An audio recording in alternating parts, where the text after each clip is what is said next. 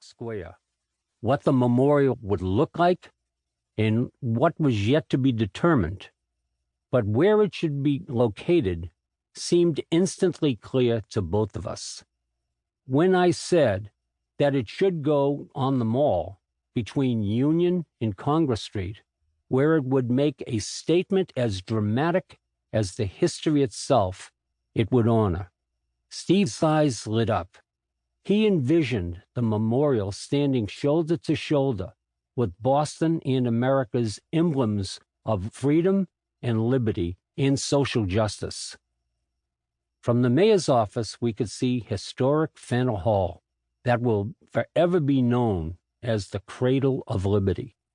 Peter Faneuil, a refugee like Steve, had given the city a building where abolitionists could light the fuse that became the war to end slavery.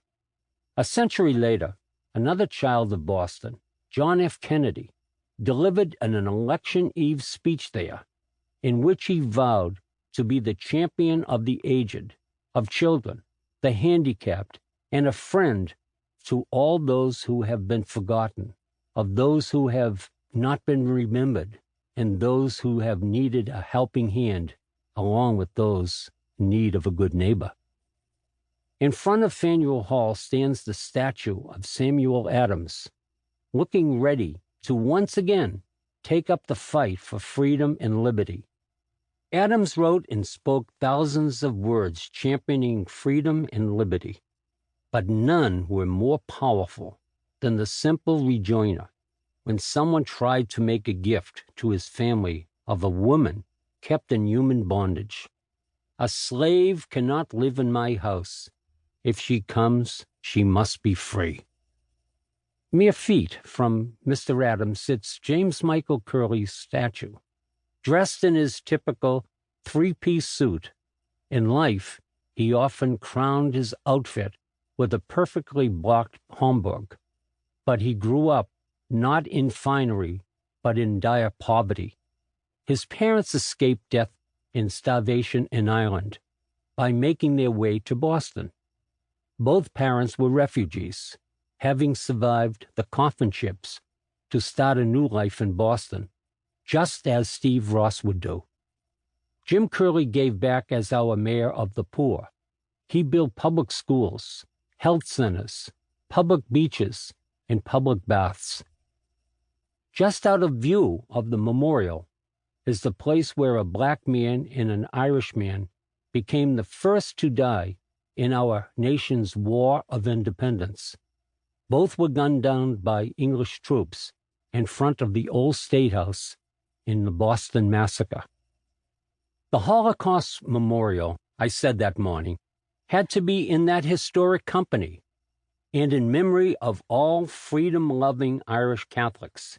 And so it is, thanks most of all to Steve Ross, the rest, as you can see, by the 6 towers that bear witness here today, and by that magnificent book that brims with Steve's moral voice, is history. This is Michael Ross. The road from Warsaw to Kristallnacht was heavy with gloom. Along it, miles of forests, filled with arrow-straight, deciduous trees, merged into the gray winter sky. Occasionally, a small farmhouse would dot the landscape. On that day, it was cold with a wet snow falling. It was 71 years after the Holocaust. It happened to be my birthday, but it felt joyless, as my mind was elsewhere. I was imagining how cold my father, Steve Ross, must have been, surviving 5 of these winters, wearing only paper-thin pajamas. These were the woods he attempted to hide in, only to be captured by Nazis and sent to a series of 10 concentration camps until his liberation from Dachau on April 29, 1945. The purpose of my visit to Kristallnacht was to trace the final days of my father's murdered family, my grandparents, 6 aunts and uncles, and 2 cousins. After the Nazis arrived in Lodz in September 1939, my father, then an 8-year-old boy, and his family fled from their home with whatever possessions they could carry. They headed eastward, attempting to